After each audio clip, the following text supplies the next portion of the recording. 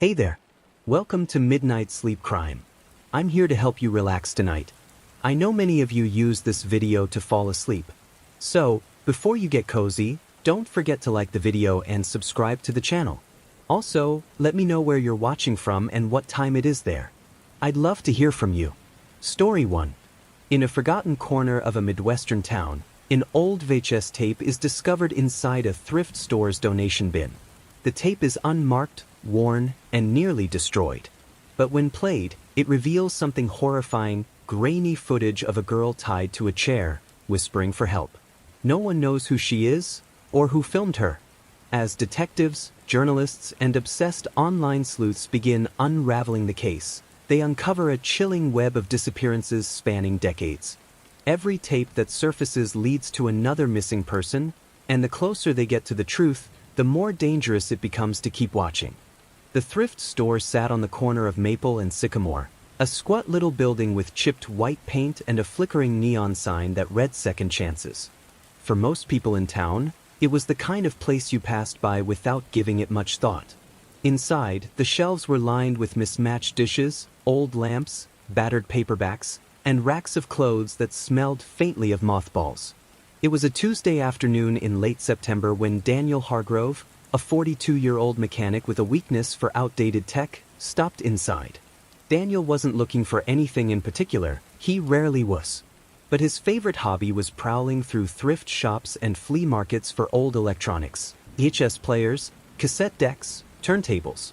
He loved taking them apart, cleaning the dust from their circuits, and sometimes reselling them online to collectors. That day, near the back of the shop, he spotted an old RCA VCR, stacked beneath a pile of board games. The sticker on top read, $8.00, untested. Daniel grinned. Untested meant risk, but also reward.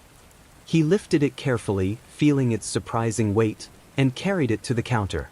The cashier, a young woman chewing gum, barely glanced up as he handed her the crumpled bills. "Good luck with that thing," she muttered. Daniel just smiled. That night, in his small one-bedroom apartment, Daniel set the VCR on his coffee table. His place smelled faintly of motor oil and takeout food, and the walls were crowded with shelves stacked with DVDs, VHS tapes, and old stereo receivers. He hooked the machine up to his television, plugged it in, and waited for the faint hum of life. The clock on the display blinked 12 o'clock. He popped in a test tape, Back to the Future 2, a worn copy he kept for just this purpose. The movie sprang to life, flickering across the screen. Daniel nodded in satisfaction. But when he went to eject the tape, he noticed something. The machine whirred, paused, and then spit out not just Back to the Future 2, but another tape as well.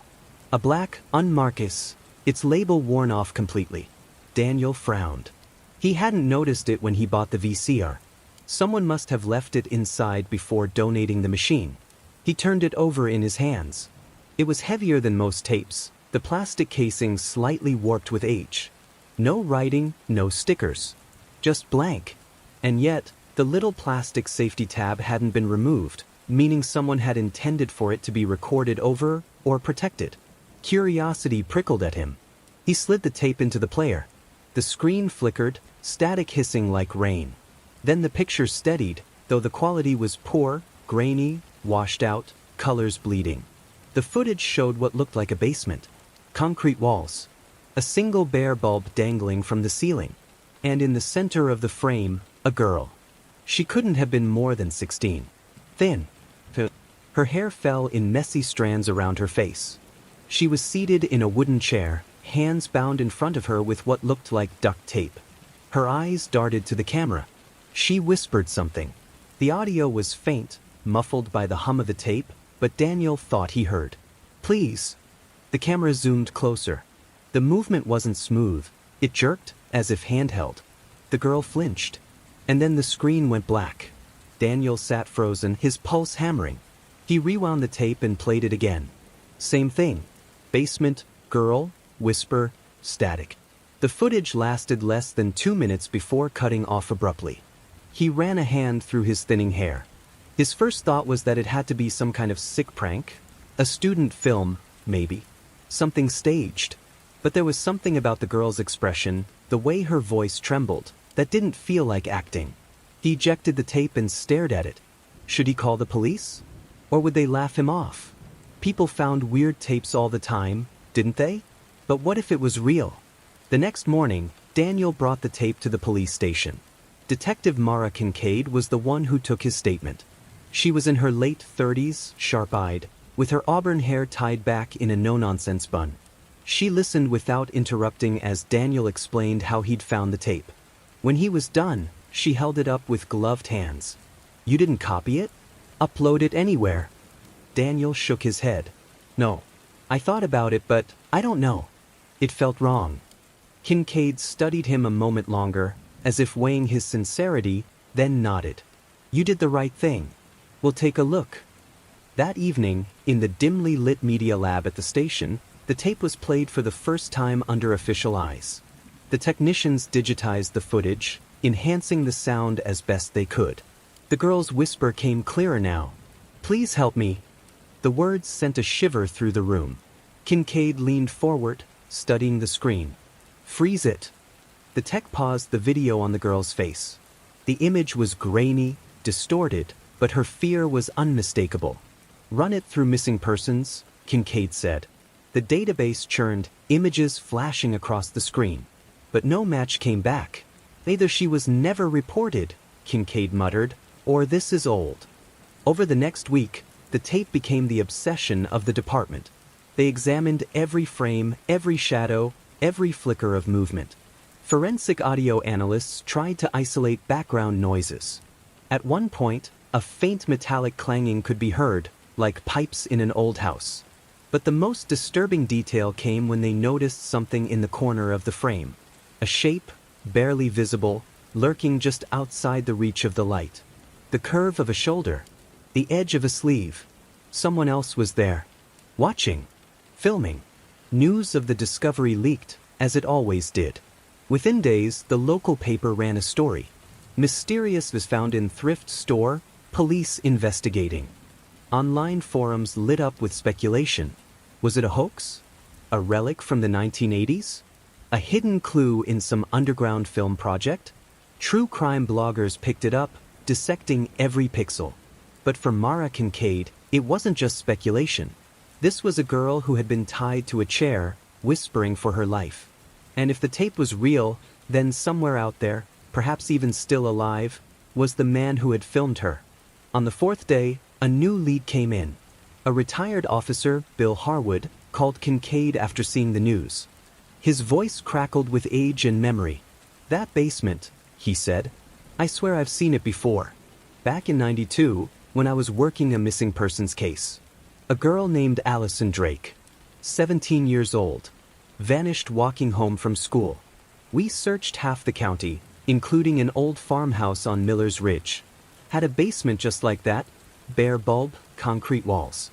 Kincaid's pulse quickened. "You think this is her?" "I can't say. The girl on the tape, she looks younger. But the basement, I'll never forget it." That night, Kincaid drove out to Miller's Ridge. The farmhouse was still standing, though abandoned and weather-worn. The boards groaned under her boots as she pushed inside, flashlight cutting through dust and decay. Down in the basement, she stopped cold. Concrete walls. Bare bulb dangling from the ceiling. It was the same. But there was something else, too, scratches etched into the concrete near one corner. Numbers. A date. October 14th, '92. The exact date Allison Drake disappeared. Back at the station, Kincaid gathered her team. "We may be looking at more than one case here," she said, her voice grim. "If this tape is from the early '90s, then whoever filmed it has been at this for decades. This isn't an isolated incident. This is part of something bigger." The room fell silent. They all knew what that meant. One tape was found by chance, stuffed inside a forgotten VCR. But how many others were out there, waiting in basements, closets, or thrift store donation bins? And worse, how many victims? That night, Daniel sat in his apartment, scrolling through online forums. People were already posting screenshots from the tape, speculating wildly. Some claimed to see hidden symbols on the walls. Others swore the girl was blinking out Morse code. But one comment froze him. "This isn't the only tape. I've seen another. The user's name was anonymous, their account brand new. No profile picture. Daniel stared at the words, his mouth dry. If there was another tape, then this nightmare was only just beginning. The girl's whisper echoed in his mind. Please help me. And Daniel wondered, not for the first time, if he had made a terrible mistake by pressing play. The station buzzed with a strange, almost electric energy in the days after the tape was discovered. The footage wasn't just a piece of evidence. It was a ghost pulled from the past, a whisper of something long buried that refused to stay silent. Detective Mara Kincaid hadn't slept much. She found herself replaying the digitized copy of the tape late into the night, pausing on frames, jotting notes in a leather-bound journal she had kept since her academy days. She wasn't the type to obsess, but this girl, the one on the tape, had burrowed into her thoughts. The way her lips trembled, the raw terror in her eyes. And most of all, the plea. Please help me. It was personal now, even if it shouldn't have been. That Thursday morning, Kincaid gathered her task force in the small, cramped conference room at the station. Maps and photographs were spread across the walls. A grainy still of the girl had been printed and pinned to the center of a corkboard. All right, Kincaid said, addressing the room. We have one tape, one girl, and one hell of a lot of questions. The first being, who is she? A young officer, Renee Lopez, raised her hand. I've been combing through the missing persons files from the late 80s and early 90s, like you asked. There are at least 7 cases in the Tri-County area that fit the general profile, white female, between 14 and 18, disappeared without a trace. But none are conclusive matches yet. Names. Lopez rattled them off: Allison Drake, Rachel McCleary, Janine Wallace, Cheryl Parks, and a few more. Each one was a story with its own heartbreak, its own cold file gathering dust for decades. Detective Marcus Ellery, Kincaid's partner, leaned forward. So we're looking at a possible serial? Kincaid didn't answer right away. She stared at the still photo of the girl. I think we'd be foolish not to consider it. Meanwhile, across town, Daniel Hargrove tried to go back to his routine. He showed up for his shifts at the garage, wiped grease from his hands, and nodded through small talk with customers. But the tape had changed him. At night, his apartment felt colder, emptier. He couldn't shake the image of the girl's face. Sometimes, when he closed his eyes, he swore he could hear her whisper again, muffled by static. Please help me. On Friday, he received an email. No subject line. No sender name. Just a single sentence. You shouldn't have turned it in. Daniel's stomach dropped. He read it over and over, unsure if it was a prank or something darker. How could anyone know? He thought about deleting it, pretending it hadn't arrived. But instead, he printed it out and drove it straight to the station. When Kincaid saw it, her face tightened. Looks like someone's paying attention. Do you think it's the guy who made the tape? Daniel asked, his voice tight. Kincaid didn't answer right away. She glanced at the message again, then back at him. Let's just say we're not ruling anything out. That night, in the evidence lab, the team discovered something new. The technician had been cleaning up frames of the tape, adjusting brightness and contrast. In one still, barely visible in the shadowed background, was a shape on the wall. It wasn't graffiti or damage, it was deliberate. Carved into the concrete were 2 letters, A.D. Allison Drake, Kincaid whispered. The missing girl from 1992. The theory crystallized in an instant. The girl in the tape might very well be Allison. The age fit. The farmhouse basement matched Harwood's memory. The date scratched into the wall was the same day she vanished. But there was one problem. If the tape was real, if it was truly Allison Drake, then it wasn't just evidence. It was a recording of the last time anyone had seen her alive. The news broke the next day. A local reporter named Eli Turner published an article titled, "The Vanishing Girl. Was Allison Drake the victim on the lost tape?" The piece spread like wildfire. Eli wasn't some rookie, he'd been chasing crime stories for over a decade. He framed the tape as the key to unlocking a decades-old mystery, linking Allison's disappearance to a possible serial predator. Daniel read the article with a sinking feeling. His name wasn't mentioned. Kincaid had made sure of that, but he felt exposed all the same. Everyone was talking about the tape now. And whoever had sent him that chilling email, they were probably reading it too. Detective Kincaid wasn't happy about the leak. She confronted Eli Turner in the parking lot of the Gazette's office. Eli was wiry mid-40s, with a cigarette perpetually dangling from his lips. He didn't flinch when Kincaid jabbed a finger at his chest. "You compromised an active investigation," she snapped. "I informed the public," he countered smoothly. "There's a difference. You put a target on our backs." "And maybe that's what we need," Eli shot back. "If someone out there knows something, they're more likely to come forward now. You cops had 30 years to solve Allison's case. Maybe it's time someone else stirred the pot." Kincaid glared at him. "If this investigation goes sideways because of you, I'll make sure you regret it." Eli just smiled thinly and flicked ash onto the pavement. "Then you'd better solve it quick, detective." The case took a darker turn the following Monday.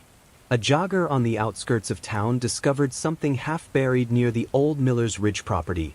A small metal box, rusted shut. Inside were several photographs, water-damaged but still visible. Each photo showed a girl. Different girls. Different years. And each one was seated in the same wooden chair. The same basement. The same fear in their eyes. Back at the station, Kincaid spread the photos across the table. The air in the room felt heavy, suffocating. "We're not looking at one victim," she said quietly. "We're looking at a pattern. A ritual." Ellery swallowed hard. "So how many girls are we talking?" Kincaid glanced at the stack. There were at least 5. Maybe more. "This wasn't just Allison Drake," she said. "She wasn't the only one.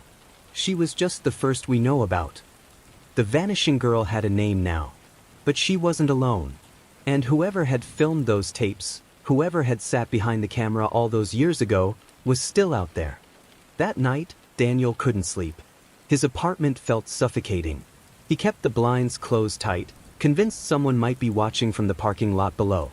At around 2 a.m., he heard it. A soft whirring sound coming from his living room. Heart pounding, he crept out of bed and followed the noise. The VCR. It had turned itself on. The display blinked play. On the screen, static filled the room with ghostly light. And then, slowly an image emerged. The same basement. The same chair. But this time, it wasn't the girl. It was him. Daniel froze, staring at the flickering image of himself, seated in that chair, bound and trembling. And then the screen cut to black. Daniel staggered back, bile rising in his throat. His VCR had no tape inside. He checked. The compartment was empty. And yet, there he had been. Was it a hallucination? A cruel prank?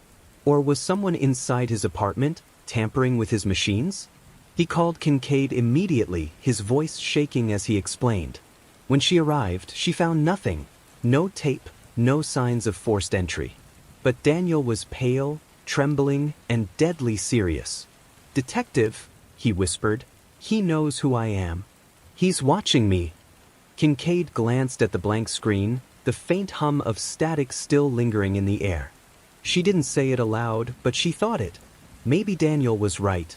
Maybe the man behind the tapes hadn't just vanished into history. Maybe he was closer than any of them realized. The Miller's Ridge property had always been a place of whispered warnings and childhood dares. Every town had one, the house you didn't go near, the one with broken shutters and a reputation of being haunted. But for Detective Mara Kincaid, the house wasn't a playground legend. It was a crime scene waiting to be reopened. The rusted metal box of photographs had been discovered less than half a mile from the property, buried beneath layers of soil and ash. The connection was too direct to ignore. Miller's Ridge had once been owned by Clifford Dane, a reclusive man with a history of trespassing charges and rumors of violent tendencies. He died in 2001, leaving the house abandoned. Since then, it had stood like a skeleton on the ridge, windows smashed out, vines creeping up its bones. And now, the photographs suggested it had been more than just an empty shell. It had been a stage. Kincaid, Ellery, and a forensics team approached the property on a gray Tuesday morning. The fog rolled in thick from the river valley, swallowing the ridgeline. The driveway was long, gravel overgrown with weeds. The house itself loomed ahead, weather-beaten and half-rotted, its roof sagging like the back of a dying animal. "Place looks like it's held together by spite," Ellery muttered as he adjusted his flashlight. Kincaid didn't reply. Her eyes were fixed on the sagging porch, on the front door that hung crooked in its frame. She couldn't shake the image of the tape, the chair, the bare concrete wall, and the gut-deep certainty that somewhere inside this husk, they'd find the same seam. They entered slowly, boots crunching on broken glass and plaster. The air was thick with mold and dust, the smell of decay that no amount of years could wash away. The living room was stripped bare, just a few broken chairs, a fireplace blackened with soot. Graffiti covered the walls, teenagers' tags, pentagrams, declarations of love scrawled by spray paint in the dead of night. But underneath the chaos of vandalism, there was structure. Patterns. Kincaid noticed faint outlines, rectangles of cleaner paint where something had once hung. Frames. Photographs. Memories erased. "Basement entrance should be through the kitchen," she said, her voice hushed despite herself. The kitchen was worse. Cabinet doors hung open, broken, some chewed by rodents. A refrigerator sat rusting in the corner, its door ajar. The smell wafting from it suggested something long dead had once called it home. Ellery pointed with his flashlight. A trapdoor was visible beneath the rotting rug. The wood handle stuck up slightly, like a beckoning finger. "You ready for this?" he asked. Kincaid didn't answer. She just knelt, pulled on a pair of gloves, and heaved the hatch open. The hinges groaned like a dying man. Below, a staircase descended into darkness. The basement. The air grew colder as they descended. The light from their flashlights cut through layers of dust motes and spiderwebs. The concrete walls were cracked and damp. And then, halfway down, Kincaid froze. There was the chair. The same wooden chair from the tapes. It sat in the center of the room, untouched by time, its surface darkened by water damage but unmistakable. Kincaid's throat tightened. For a moment, she couldn't move. It was like stepping into the footage itself, as if the screen had opened and pulled her inside. The forensics team fanned out, snapping photographs, dusting surfaces. Ellery walked slow circles around the chair, his light steady. "Looks like the real deal," he said grimly. "Matches the background from the tapes almost perfectly." Kincaid nodded, her eyes scanning the walls. And there, etched into the concrete, faint but legible, were the same initials they'd seen on the digitized tape stills. "Diddy. Allison Drake," she whispered. The others went silent. As the team examined the basement, more details emerged. Rusted hooks embedded in the walls. Stains on the floor that forensics suspected were blood, though tests would take days to confirm. In the far corner, half buried beneath debris, a box of old videotape cases, empty. Their labels had been torn away, as if someone had deliberately erased them. "Jesus," Ellery muttered, running a hand over his face. This was a dungeon. Kincaid crouched beside the chair, careful not to touch it. She stared at it for a long time, her mind replaying the girl's voice, the whispered plea. She could almost hear it echoing off the walls. "Please help me." A shiver ran down her spine. Back upstairs, the search continued. In what had once been a bedroom, one of the forensic techs found a small locked trunk beneath the floorboards. It took a crowbar to pry it open. Inside were notebooks, dozens of them, their pages filled with cramped handwriting. Kincaid flipped through one, her breath catching. Lists of names, dates, descriptions. 14 years old, blonde, pale eyes. 16, brown hair, screamed too much. 15, wouldn't stop praying. The entries went on, some with check marks beside them. "Oh God," Ellery whispered, looking over her shoulder. "These are his trophies." Kincaid closed the notebook, bow rising in her throat. "No, these are his hunting logs." The discovery made national headlines.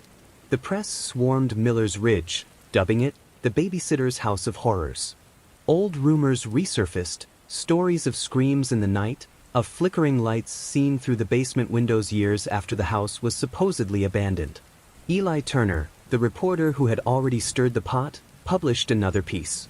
He linked Clifford Dane to at least 3 missing girls, speculating that he wasn't just a recluse, but a predator who had stalked the region for decades. But the problem was, Dane had been dead for nearly 25 years.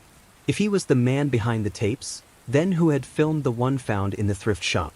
And who had sent Daniel Hargrove that threatening email? Kincaid sat in her office late one night, staring at the notebooks.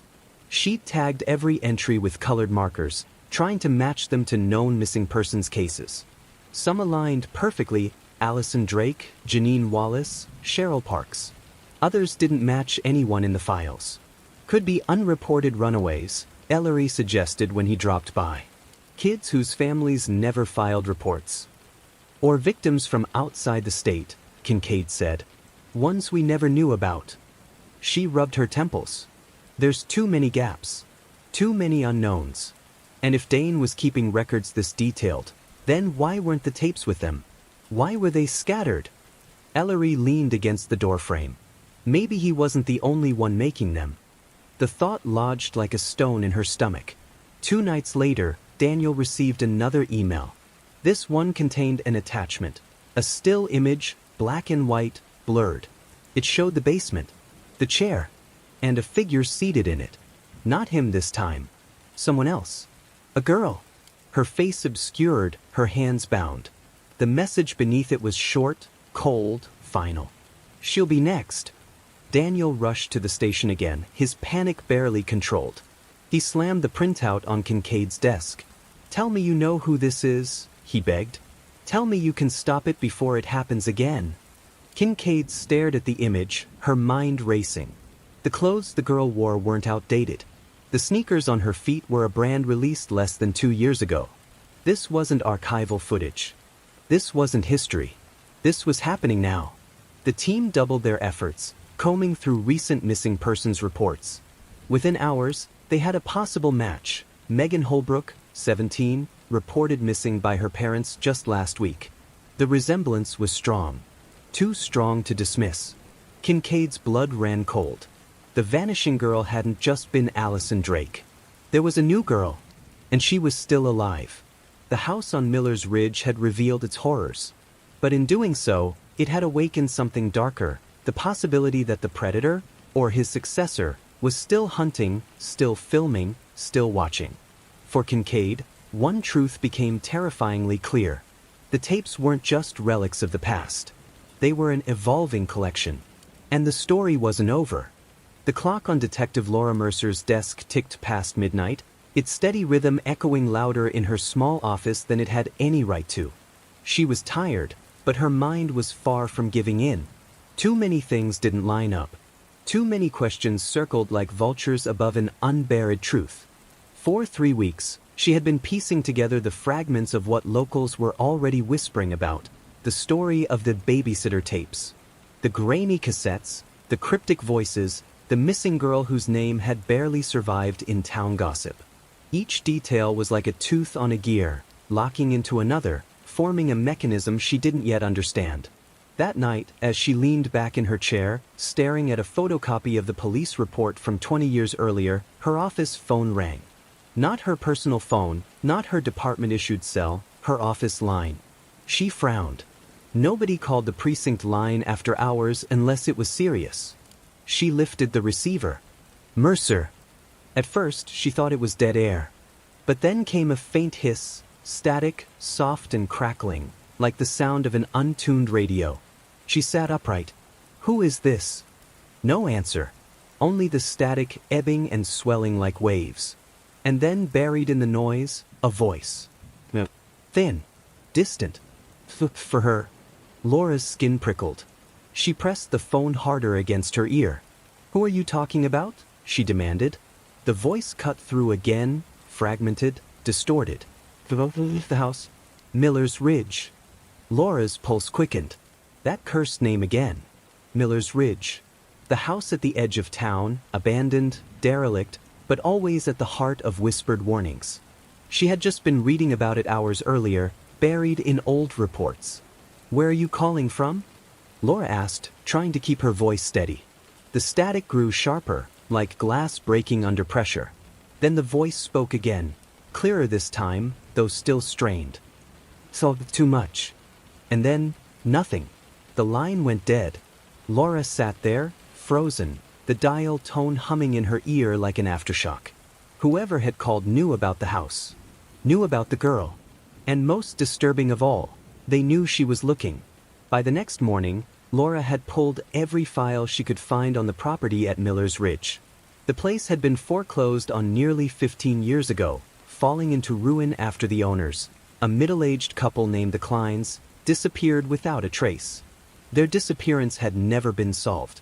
The sheriff at the time, one Charles Henley, had chalked it up to abandonment. But neighbors claimed to have seen strange comings and goings even after the house was empty. Laura drove out to Miller's Ridge that afternoon, parking her car just before the dirt road curved toward the tree line. The house appeared like a wound in the woods, a sagging two-story structure with shattered windows and peeling paint. The porch was broken, and weeds pushed through cracks in the steps. As she approached, Laura felt it, the sensation of being watched. It wasn't the usual wariness she felt in run-down places. It was heavier, like the air itself carried memory. She stepped onto the porch, her boots crunching against broken glass. The front door hung ajar, creaking softly in the breeze. Inside, the house was darker than it should have been, the shadows clinging stubbornly even though sunlight filtered through the cracks.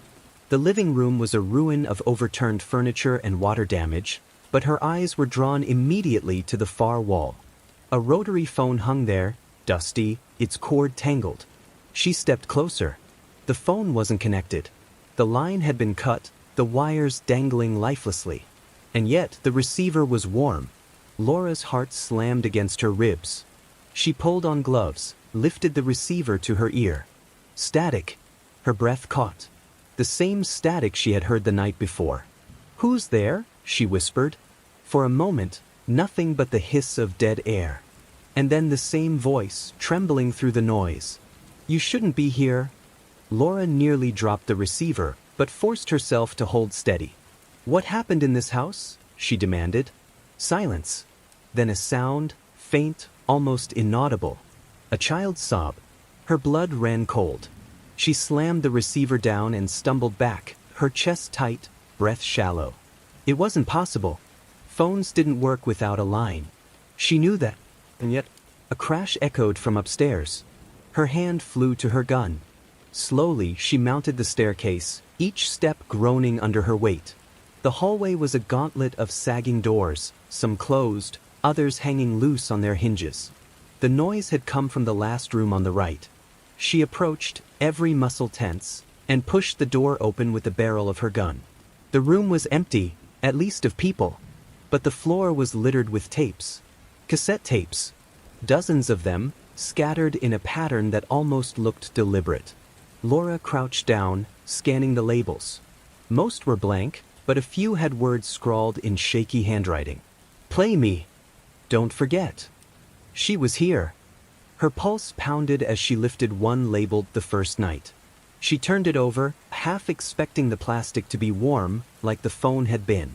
Then she noticed something else. Against the far wall sat an old tape recorder, its red light blinking. It was recording. Laura's skin prickled as she crossed the room. She pressed the stop button, then hit rewind.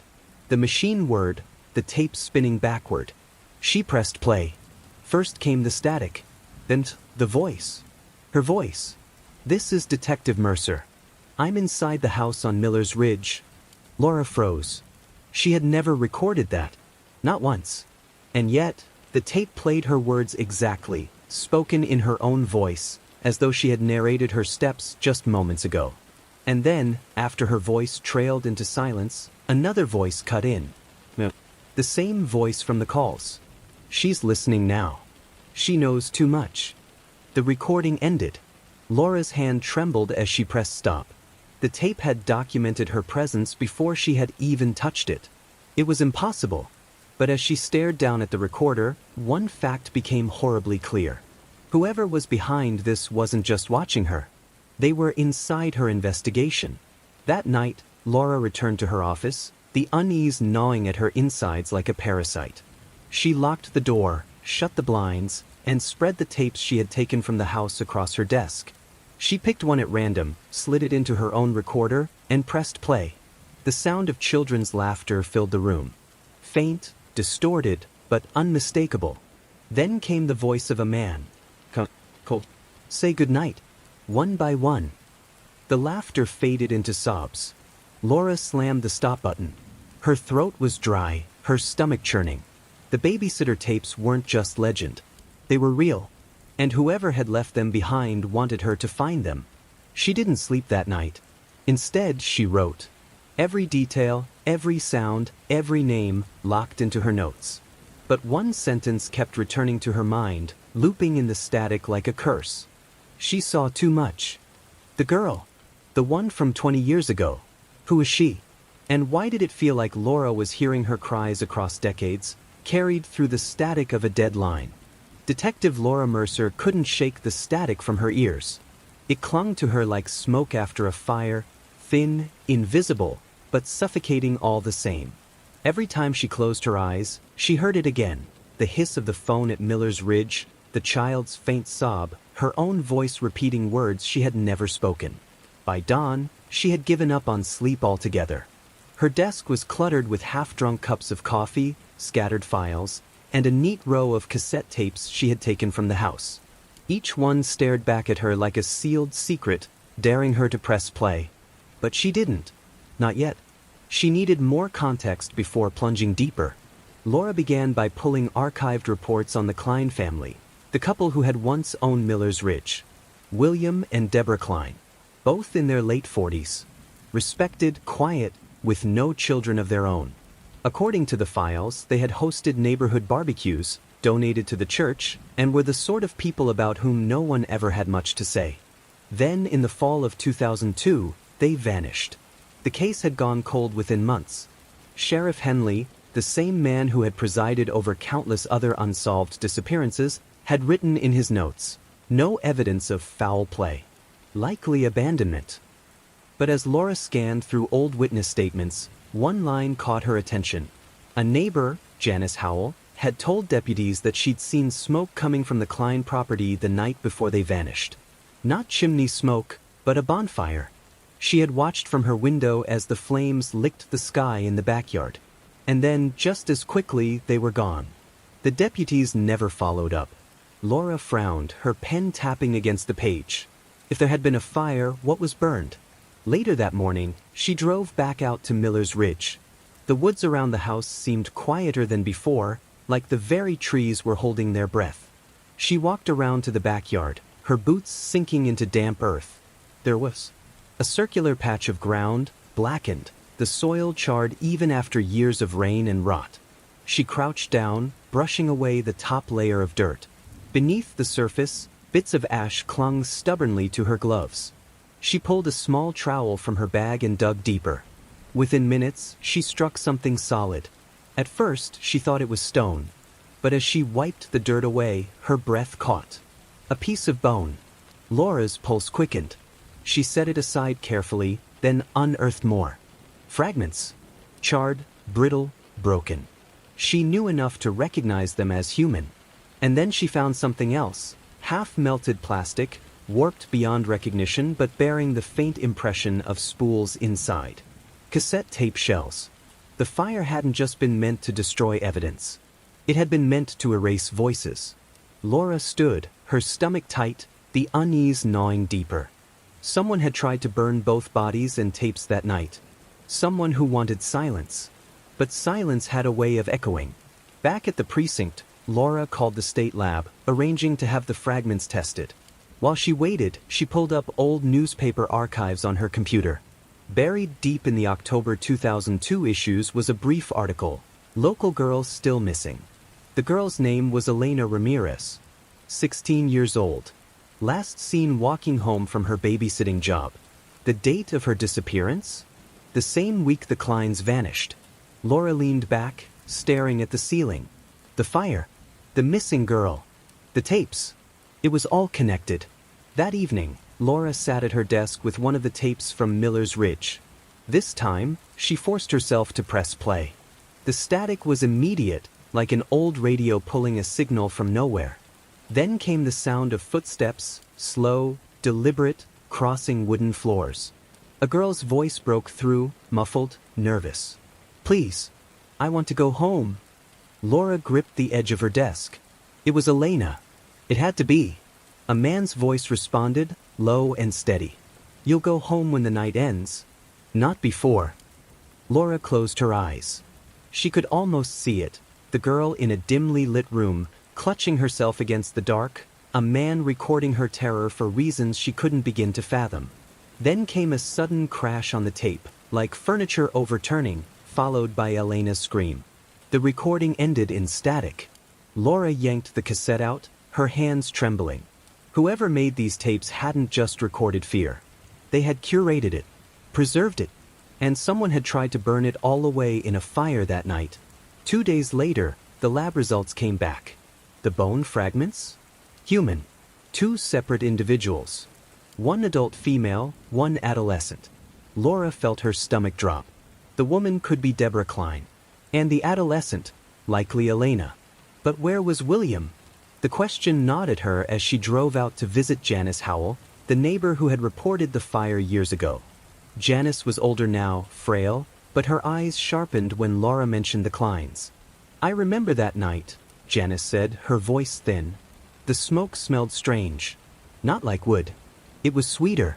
I thought about calling, but the sheriff came by the next day. Told me not to worry." "Sheriff Henley?" Laura asked. Janice nodded. Said the Kleins left town. "I didn't believe him. People don't just leave everything behind like that." "Did you ever see anyone else at the house? Strangers?" Janice hesitated. Her gaze flickered toward the window as though afraid someone might be listening. "There was a man," she whispered. "Tall. Always wore a dark coat. I never saw his face. He came late at night after the Kleins disappeared. Went in and out of the house for weeks." Laura's pulse quickened. "Could you describe him?" Janice shook her head. "No. It was always too dark. But I remember his voice. I heard him once, talking on the phone outside." Laura. "Like gravel." Laura scribbled the words down, her hand tense. That voice. The same one she had heard on the tapes. The same one that had told her, "Don't look for her." That night, unable to rest, Laura returned again to the Miller's Ridge house. The silence pressed in as she entered, flashlights sweeping across the ruined walls. She made her way upstairs to the room where she'd found the tapes. It felt colder than the rest of the house, as though the walls had absorbed the fear recorded inside them. She set her flashlight down and reached for another tape from the pile. She pressed play. Static. Then, the sound of fire crackling. Screams in the background. The man's voice cutting through it all, calm, deliberate. "Fire cleanses. Ashes keep secrets." Laura froze. The words echoed through the room, sinking deep into her bones. On the tape, the fire roared louder. The girl's sobs cut through the crackle. And then the recording ended abruptly, as if someone had stopped it mid-sentence. Laura's gaze drifted to the blackened patch of earth in the backyard she had unearthed earlier. Ashes and echoes. That's all that remained. But buried in those ashes, Laura knew, was the truth someone had tried desperately to erase. And whoever that man was, he was still out there. Watching. When Laura left the house that night, the air felt heavier than usual. As she reached her car, she glanced back. The upstairs window glowed faintly. For the briefest moment, she thought she saw a girl's silhouette standing there, watching her leave. The precinct lights buzzed faintly as Detective Laura Mercer sat hunched over her desk, reviewing her notes for what felt like the 100th time. Ashes. Static. Each clue circled around the others but refused to fall into place. She was missing something vital. She had been staring at the same crime scene photos for nearly an hour when her phone rang. The voice on the other end was hoarse, trembling. "My name is Cassandra Hale," the woman whispered. "I saw him. I saw the man from the tapes." Laura sat upright, heart pounding. "Where are you, Miss Hale?" "I can't say. He's watching. Always watching. But if you want answers, you'll meet me. Tonight. 9 o'clock. At the old diner on Route 12. Don't bring anyone." The line clicked dead before Laura could respond. She stared at the receiver in silence, weighing her options. It could be a prank. A trap. But the fear in that woman's voice was too raw to fake. And if Cassandra had truly seen the man behind the tapes, she might be the only living witness left. The meeting. The old diner was a ghost of its former self. Its neon sign flickered erratically, buzzing against the fog-heavy night. Inside, the booths were cracked, the smell of grease lingering in the air like a memory that refused to fade. Laura slid into a booth near the window, her hand close to the service pistol at her side. She ordered a coffee she had no intention of drinking and waited. At precisely 9:17, the door creaked open. A woman slipped inside, her coat pulled tightly around her small frame, eyes darting across the room as though every shadow held a threat. Cassandra Hale. She slid into the booth across from Laura without a word, her hands shaking as she pulled out a crumpled pack of cigarettes. Her face was pale, hollow-eyed, the look of someone who had been running far too long. "You said you saw him," Laura prompted gently. Cassandra lit her cigarette with trembling fingers, exhaling smoke like a confession. "I was 15. It was the summer of '98. I was walking home from the swimming hole when a van pulled up beside me. He offered me a ride. I knew better, but it was hot, and it was late. I got in." Her voice cracked, and Laura waited in silence. The van smelled of gasoline and something sweet. He kept asking me questions. What school I went to. If my parents were home often. I started to panic. I told him to let me out. That's when he pulled over on the dirt road and she cut herself off, shaking her head violently. I thought he was going to kill me. But then, another car came down the road. Headlights. He cursed under his breath and shoved me out. Told me to run. I did. I never looked back. Laura scribbled notes quickly. Did you see his face? Cassandra nodded, her eyes wide. I'll never forget it. He had this emptiness in his eyes. Like he was looking through me, not at me. And his voice. She shivered. Like gravel in a blender. Rough. I swear, Detective, it's the same voice from those tapes. I know it is. Laura's pen paused. Why didn't you go to the police back then? I did, Cassandra said bitterly. Henley. Sheriff Henley. He told me I'd imagined it. That I was probably confused. Told me not to spread lies. Laura's stomach tightened. Of course. Another silenced witness. The warning. They talked for nearly an hour. Cassandra described the van, a dark blue Ford, no rear windows, a dent in the passenger door. She remembered how he always wore gloves, even in summer. She remembered the way he hummed under his breath, tuneless but constant, like the buzz of static. Then Cassandra leaned in, her voice barely audible. He's still out there. I've seen him.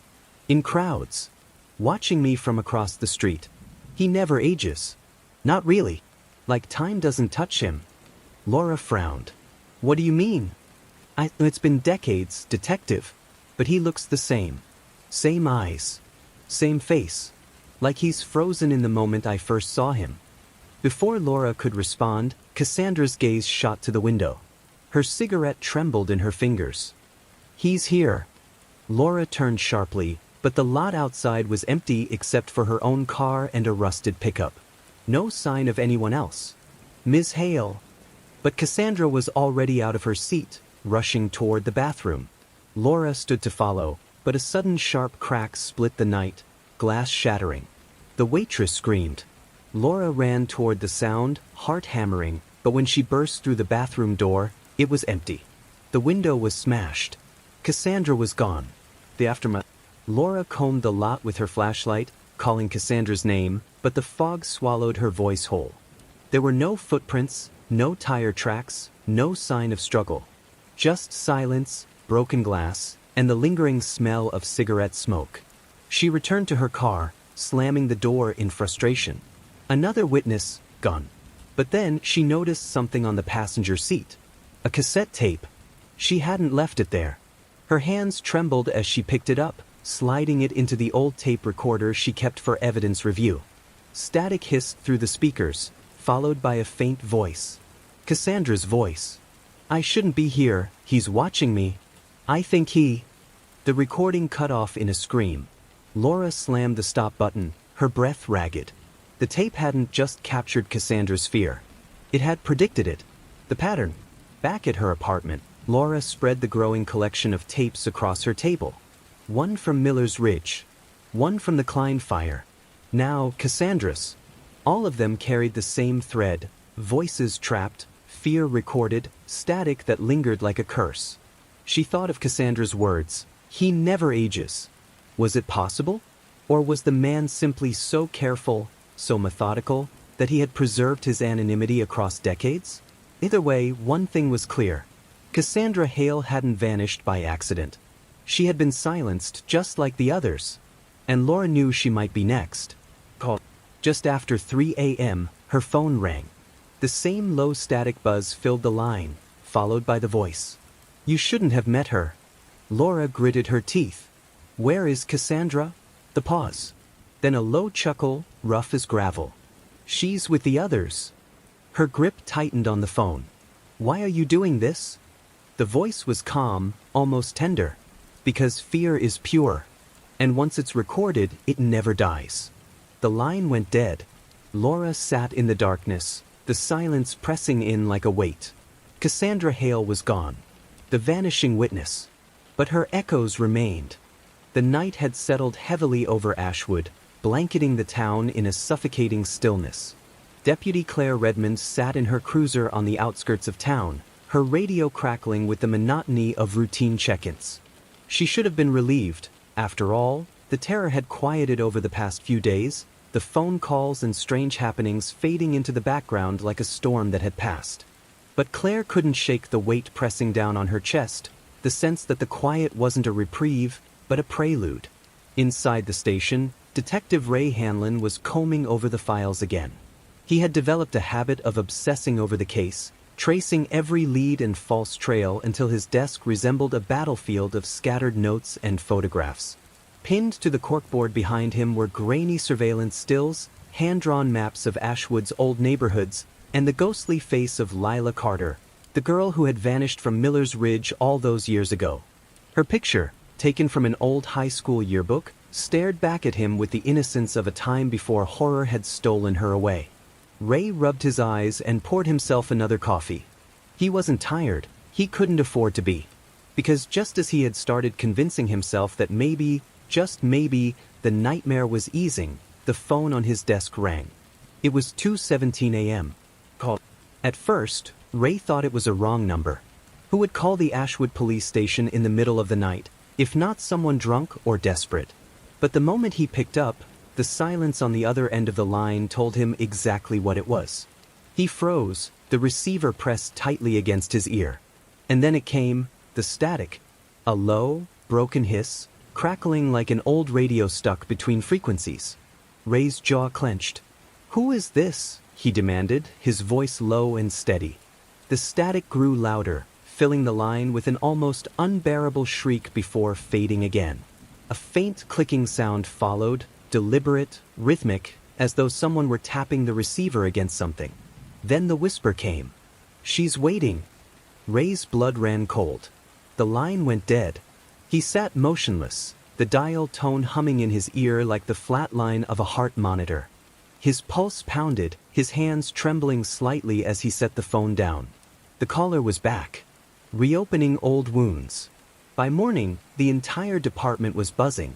Claire stormed into the office, her face pale when Ray told her what happened. "Did you trace it?" she asked, though she already knew the answer. "No," Ray muttered, shuffling through the phone records. "They used the same trick as before, burner line, rerouted through half a dozen fake connections. Whoever this is, they know exactly what they're doing." Claire leaned against the desk, crossing her arms tightly. "What did they say?" Ray hesitated before answering. "She's waiting." Claire frowned. "She? You think they meant Lila?" He didn't answer. He didn't have to. Both of them knew the caller's words weren't random. They were knives, meant to cut old wounds deeper. The clue in the static. 4 hours, Ray replayed the call recording, listening to the faint, fractured noises beneath the static. At first, it seemed meaningless, just electronic distortion. But the more he listened, the more he realized there was something underneath it. A pattern. Clicks, 3 in a row. The pause. 2 clicks. Another pause. Then 4. Morse code, Ray whispered. Claire leaned closer. You're sure? Ray nodded. I'll need to get someone to run a full analysis, but I'm telling you, this wasn't just noise. They were sending a message. The revelation set his mind racing. The caller wasn't taunting them for the sake of fear. They were leaving breadcrumbs. For what? A visit to Miller's Ridge. That night, Ray and Claire drove back to Miller's Ridge. The abandoned Carter house loomed in the moonlight, its windows shattered, its walls weathered with years of neglect. The place had become a kind of shrine in Ashwood, where kids dared each other to sneak in on Halloween, where adults whispered about curses and restless spirits. But for Ray, it was something worse, a crime scene frozen in time. The two officers walked carefully through the rotting floorboards, their flashlights slicing through the darkness. You really think the call meant this place? Claire asked. Ray swept his beam across the peeling wallpaper, the broken furniture, the silent halls. She's waiting, he repeated. If the caller wanted to rattle us, they picked the right place. They ended up in Lila's old bedroom, where her posters still clung to the wall, faded and torn. Dust coated the floor in thick layers, broken only by the faint outline of something recently disturbed. Claire crouched down, brushing the dust aside. It was a footprint. Fresh. Ray, she whispered. Someone had been here. The second call. 2 nights later, the phone rang again. This time, Claire answered. The same static filled the line, louder, angrier, as though it knew they were listening. Her hand tightened around the receiver. Who are you? She demanded. What do you want from us? The pause. Then the whisper. You can't save her. Claire's stomach dropped. Save who? She snapped. The line crackled, the static spiking so loud she had to pull the phone away from her ear. And just before it went dead, a faint sound slipped through. A girl's voice. Crying. Escalation. From that point on, the calls came more frequently. At first once every few days, then almost nightly. Always late, always when the town was at its quietest. Each time, the caller spoke only a few words, followed by the hiss of static and the faint, haunting sobs of a girl. The department's phone techs tried everything to trace the origin, but the caller stayed one step ahead. Every lead turned cold within minutes. For Ray, it was more than just a taunt now. It was personal. He began sleeping in his office, refusing to leave the case files for even a moment. He pored over every word the caller had spoken, every sound behind the static, every timestamp of every call. She's alive, he muttered one night, staring at the photographs of Lila spread across his desk. They wouldn't keep saying it if she wasn't alive. But deep down, he wondered if the truth was far darker, that maybe the caller wasn't pointing to the present, but dragging them back into the past. Breaking point. Claire noticed the change in him. He was unraveling, pulling threads that led nowhere, convinced that the caller's game was building towards something catastrophic. Ray, you've been at this for days without sleep, she said one evening, watching him scrawl frantic notes across a map of Ashwood. You're chasing shadows. We need evidence, not riddles. Ray slammed his pen down. Don't you get it? They're building to something. Every call, every whisper, it's leading us somewhere. We just haven't figured out where yet. Claire opened her mouth to argue, but the phone rang again. Both of them froze. The caller had returned. The message. Ray answered this time, his voice sharp and unyielding. I'm listening. The static filled the room, rattling through the speakers. Then the whisper came, slow and deliberate. Tomorrow. Midnight. Ray's pulse quickened. Where? He demanded. The line hissed, the static forming a low, drawn-out shriek. Then came the clicks again, short bursts, unmistakably deliberate. Ray grabbed a pen, scribbling furiously as the clicks continued. When the line went dead, he stared at the paper in front of him. It was an address. The dread ahead. The next day was suffocating with anticipation. Ray and Claire prepared for whatever the caller had planned, gathering a small team of trusted officers and mapping out the location scribbled in Morse code. It led to the outskirts of Ashwood, near the ruins of an old radio tower, long abandoned, nothing more than rust and weeds. By 11:45 p.m., the team was in place. Flashlights off, radios muted, every breath tense with dread. At midnight sharp, a phone rang. Ray's phone. He answered. The static screamed into his ear. Then the whisper, almost gleeful. "You're too late." At that exact moment, a scream echoed from the radio tower ruins. And just like that, Ashwood's nightmare began again. The scream still rang in Claire's ears long after the silence had settled again. For a moment, no one moved. The officers near the ruins of the old radio tower froze like statues, their flashlights trembling in their hands, waiting for the next sound. The woods around them were pitch black, heavy with fog that clung low to the earth. Detective Ray Hanlon's heart was pounding, but his training forced him forward. "Move!" he barked, sprinting toward the source of the sound. Claire followed close behind, her breath sharp and ragged as branches slapped against her arms. They reached the clearing where the tower's remains stood, nothing but a rusted metal skeleton jutting from the weeds, its foundation cracked and covered in moss. But what drew their eyes wasn't the tower. It was the figure lying on the ground beneath it. A woman, face pale, eyes wide, body trembling. She was alive, but barely. Claire knelt at her side. "It's okay, you're safe now. We've got you." The woman's lips parted, a whisper escaping her throat. He said, "Sheriff's house." And then she went limp, unconscious. Ray's blood ran cold. The whisper that changed everything. Back at the station, the woman, later identified as Emily Ward, a drifter with no known ties to Ashwood, remained unconscious under medical watch. But her words echoed in Ray's mind. Sheriff's house. Ray sat in silence in his office, staring at the old photographs pinned to his board. Sheriff Walter Griggs had been in charge back when Lila Carter vanished. He'd retired over a decade ago, long before Ray transferred into Ashwood, but his name was written in the margins of nearly every file. Every old police report carried his signature. Claire walked in clutching 2 mugs of coffee. She set one down in front of Ray. "You're thinking what I'm thinking," she said. Ray didn't answer. He didn't need to. Sheriff Walter Griggs. Walter Griggs was a name spoken with respect in Ashwood. He'd served the county for 30 years, retiring with a reputation for being a man of the people. His portrait still hung in the town hall, smiling in his uniform, a badge pinned proudly to his chest. But Ray knew that legacies often hid rot beneath the shine. Pulling the old property records, he discovered that Griggs still lived on the outskirts of town, in the same farmhouse he'd owned for decades. A secluded place, nestled deep in the woods. "What are you thinking?" Claire asked, leaning over his shoulder. Ray tapped the address. "If there are secrets in this case, that's where we'll find them." The visit. The next morning, Ray and Claire drove out to the Griggs property. The road was winding, gravel crunching beneath the tires, dense trees crowding on either side. The farmhouse emerged slowly from the fog, a sprawling structure with peeling paint and sagging shutters. The air around it felt heavy, like the house itself was holding its breath. Walter Griggs himself greeted them at the door. He was in his late 70s now, tall but frail, his hair white and thin, his eyes clouded but sharp.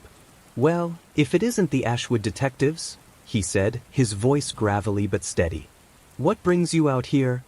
Ray forced a polite smile. "Just a few follow-up questions about the Carter case. We were hoping you could spare a moment."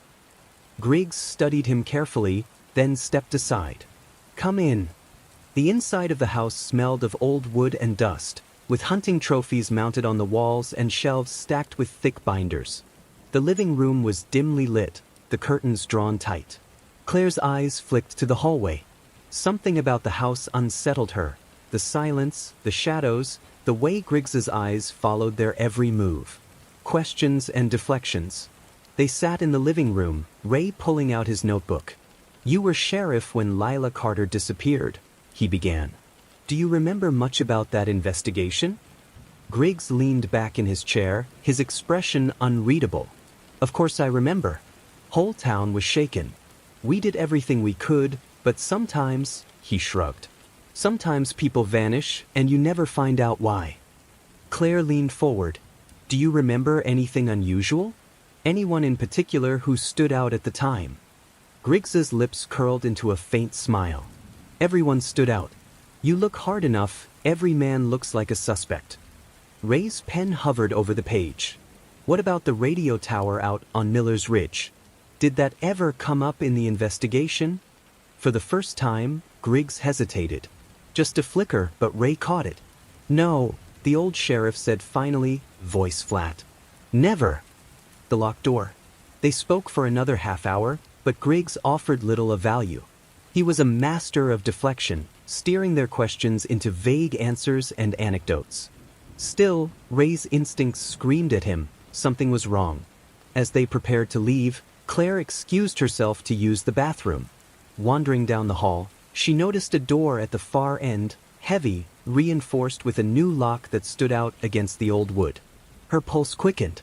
When she returned to the living room, she leaned close to Ray and whispered, "There's a locked door in the back." New lock. Ray's expression hardened.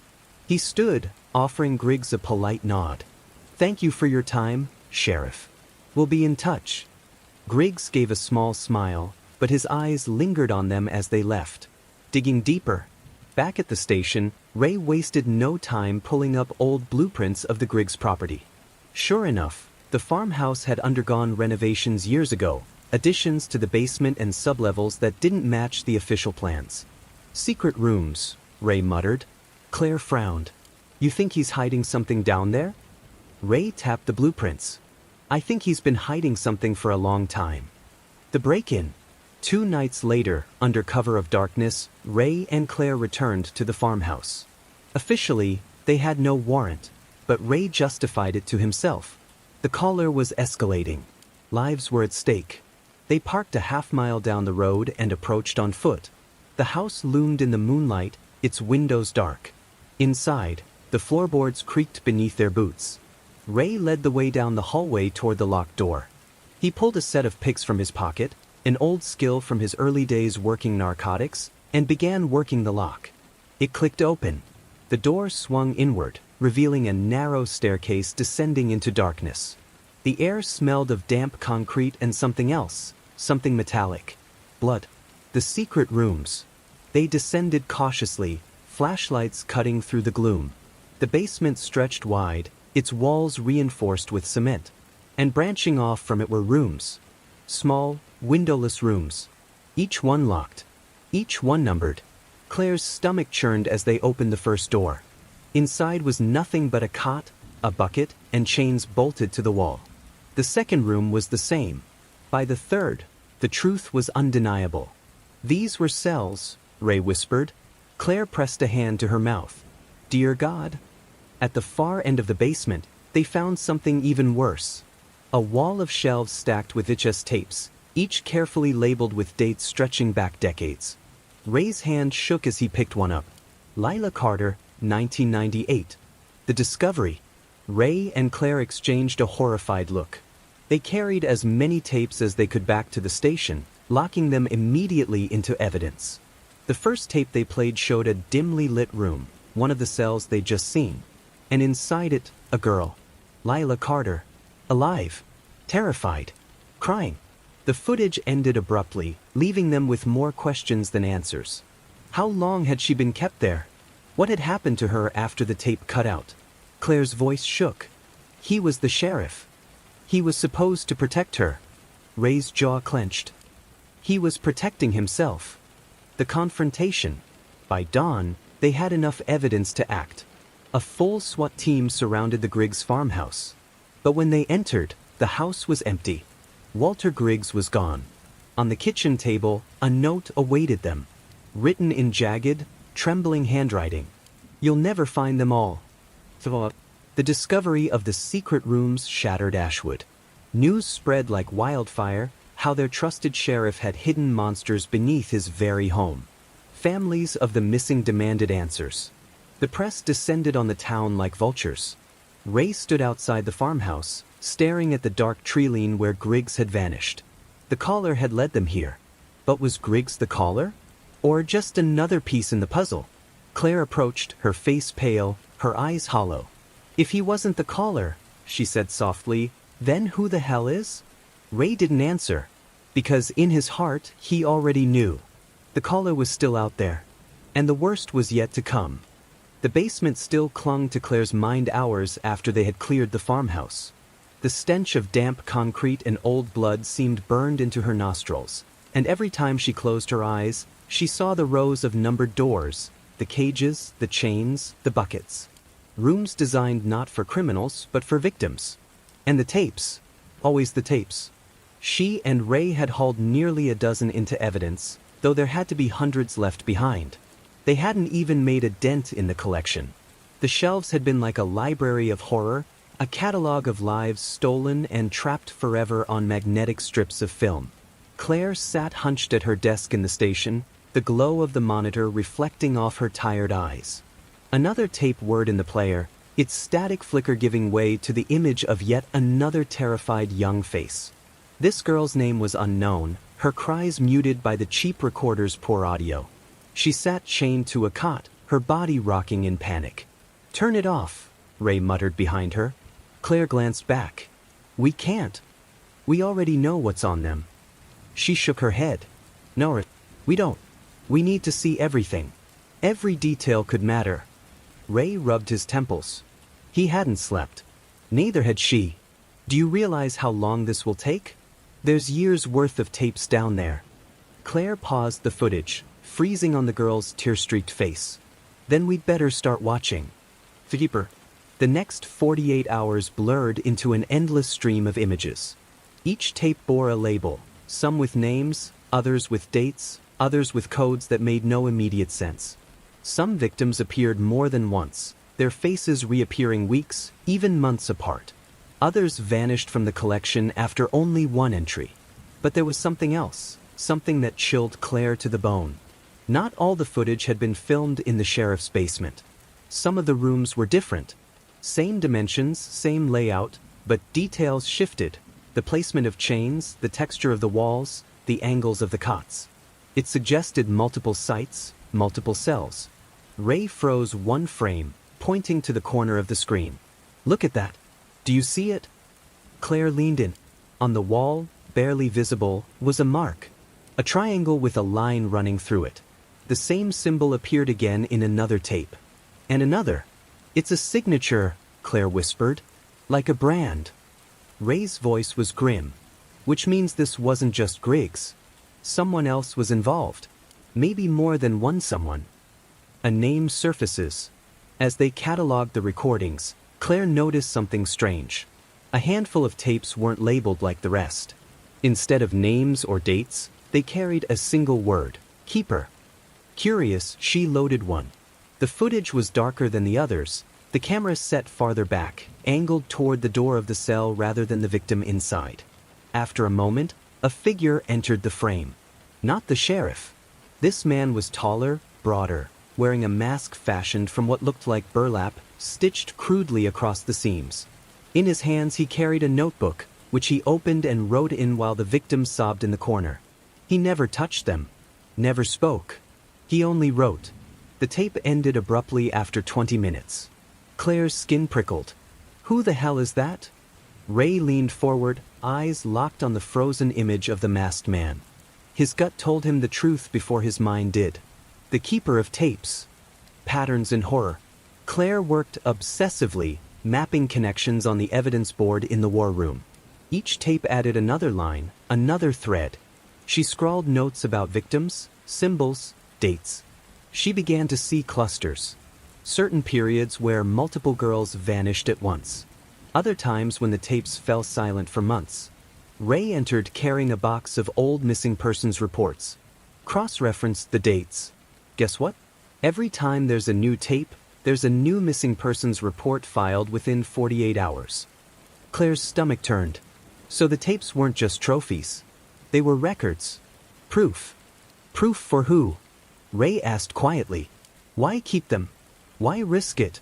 Claire didn't answer, but she had a theory. Whoever the keeper was, he wanted to document everything. Catalog it. Preserve it. The thought made her sick. Ghosts of the past. The investigation spread like wildfire. News of the secret basement had broken to the press despite Ray's best efforts to contain it. Reporters camped outside the station, shoving cameras in the faces of officers and families alike. Ray fielded angry calls from the mayor, the D, even federal agents. Everyone wanted answers, but all Ray could give them was more questions. Meanwhile, Claire had become haunted. Every night, she heard the static of the tapes in her dreams. The faces of the victims stared at her from the darkness, their eyes pleading for something she wasn't sure she could give. She found herself sitting awake at 3 a.m., staring at her apartment walls, whispering the same question over and over. Why record them? Why keep the evidence? Unless the keeper wanted someone to find them. The breakthrough. The answer came in the most unexpected way. Claire was scrubbing through a tape labeled only with the date March 12, 2004, when she noticed something odd. In the background, faint but visible, was a sound. Not a voice, not movement, music. She froze the frame and adjusted the audio levels. There it was, a faint melody, muffled but clear enough to recognize.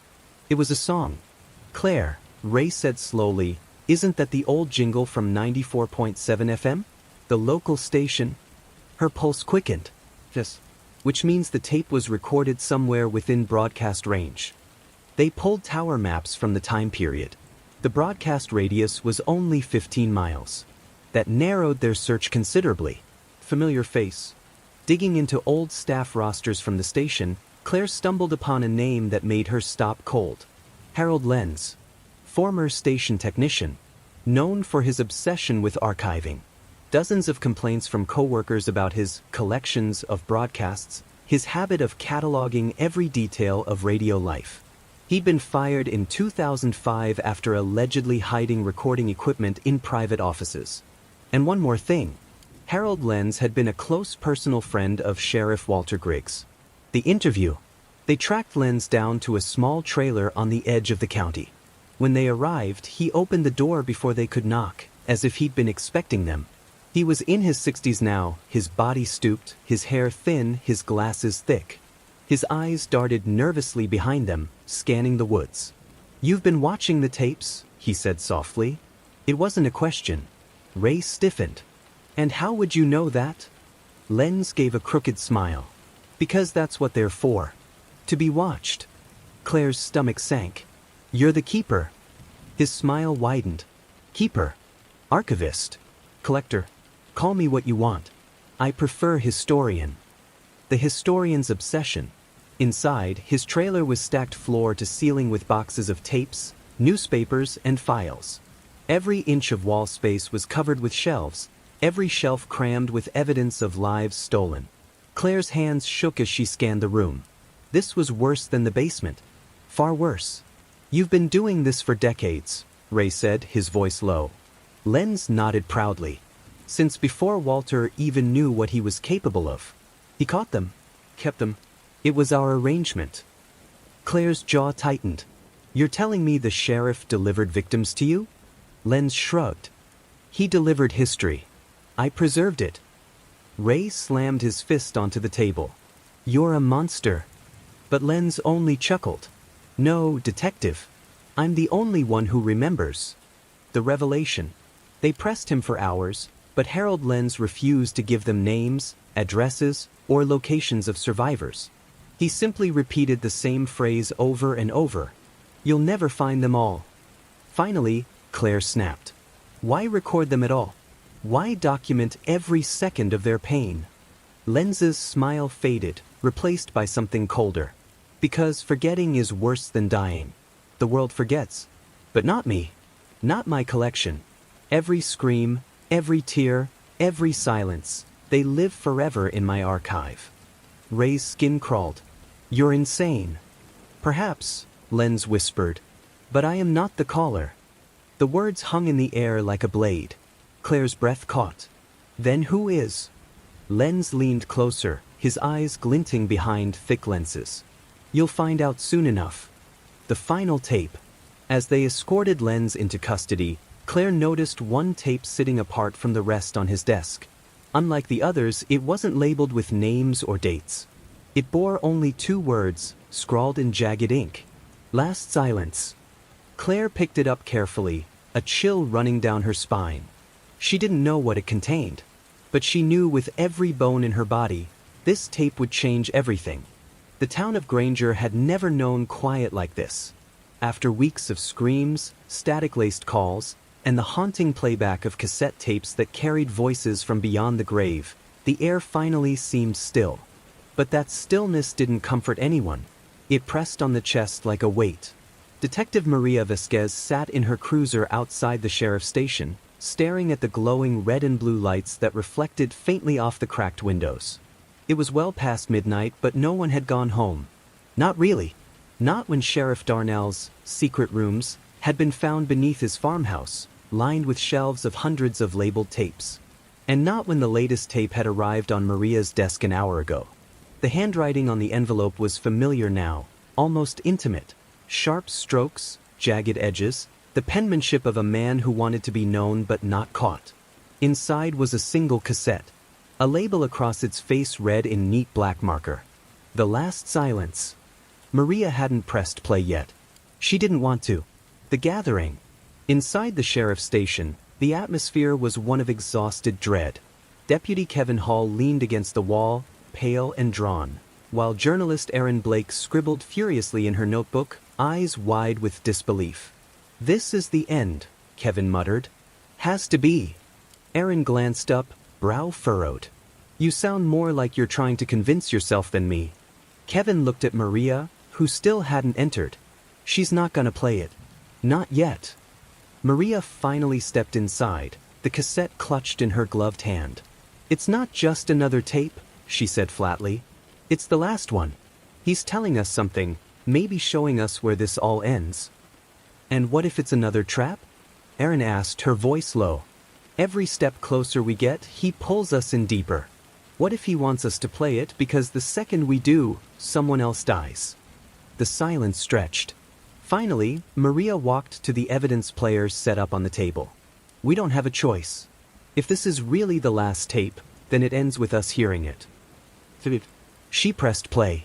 Static filled the room, crackling like fire eating dry wood. For nearly a minute, nothing but hiss. Then, a man's voice cut through. Cold. Almost relieved. "You've come far enough." Everyone in the room froze. The voice was clearer this time, as though the caller wasn't dialing from some cheap landline but speaking directly into the recorder. "You've listened to their screams. You've walked their rooms. You've smelled their ashes. And now you understand. Granger was never safe.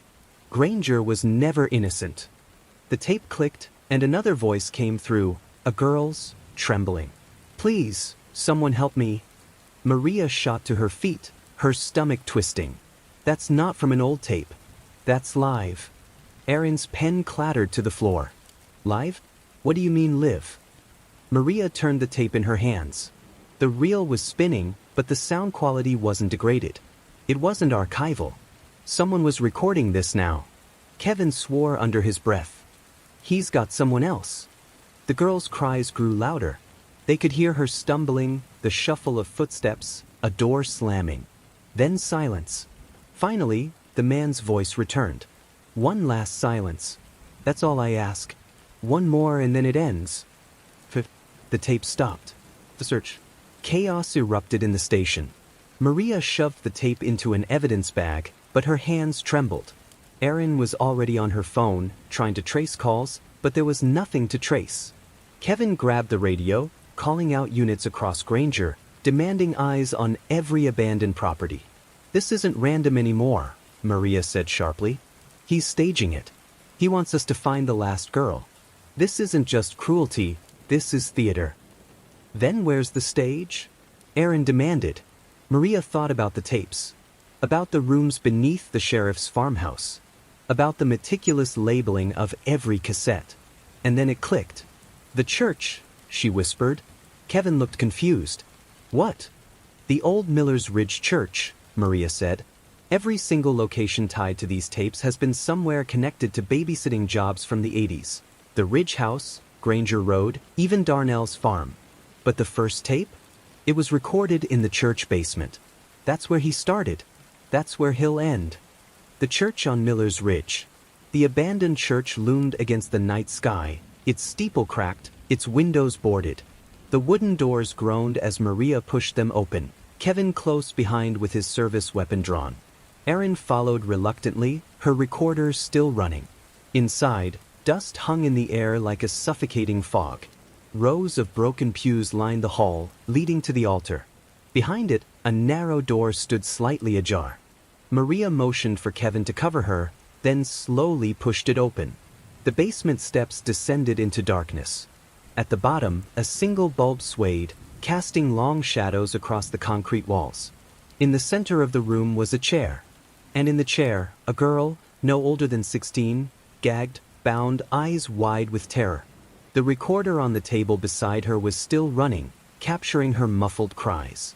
But the room was empty otherwise. No captor, no voice, just silence. Maria rushed forward, untying the girl while Kevin cleared the corners. Erin stayed by the door, hand over her mouth, tears welling in her eyes. When Maria ripped the gag free, the girl sobbed, collapsing against her. "He said you'd come," she whispered. "He said this was the last one." The realization. They got the girl outside, into the cruiser, safe under the flashing lights. But Maria couldn't shake the feeling clawing at her gut. Something was wrong. Too easy. Too staged. Back inside the church, Maria scanned the basement again. That's when she noticed it, the shelves along the far wall, almost hidden in the shadows. More tapes. Dozens of them. Unlabeled. Her breath caught. She walked closer. The shelves stretched deeper than she first thought, row after row, hundreds of blank spines staring back at her. Each reel full. Kevin appeared at her shoulder, pale. Jesus Christ. Erin stumbled in behind them, her recorder still running. What are they? Maria swallowed hard. Not just his victims. His rehearsals. His experiments. Kevin rubbed his face. We'll never get through them all. Maria reached for one, hand trembling. When she held it to the light, faint handwriting appeared where the marker had faded. Silence 241. Her chest tightened. 241 tapes. Erin whispered, "How many girls?" Maria didn't answer. The caller's last words. They were still staring at the wall of tapes when Maria's radio crackled. Static. Then the voice. "You found her." That was the last one." Maria froze. The voice continued, softer now, almost content. "You wanted me to stop. And I have. The silence is yours now. Keep it well." Then, for the first time, no click, no rewind, no loop. Just nothing. The sheriff's department sealed the church. The girl was taken into protective custody. The tapes were boxed, cataloged, and locked away. But no one in Granger slept soundly again. Because though the calls stopped, though the tapes ended, the silence that followed was heavier than anything that had come before. Detective Maria Vasquez sat in her apartment weeks later, staring at the empty tape recorder on her desk. She hadn't touched the new evidence. She hadn't listened to any more reels. But sometimes, late at night, she swore she could hear static in the walls. And sometimes, just beneath it, a voice. Keep the silence. The town of Granger did. But silence has never been a comfort. In Granger, silence was a curse.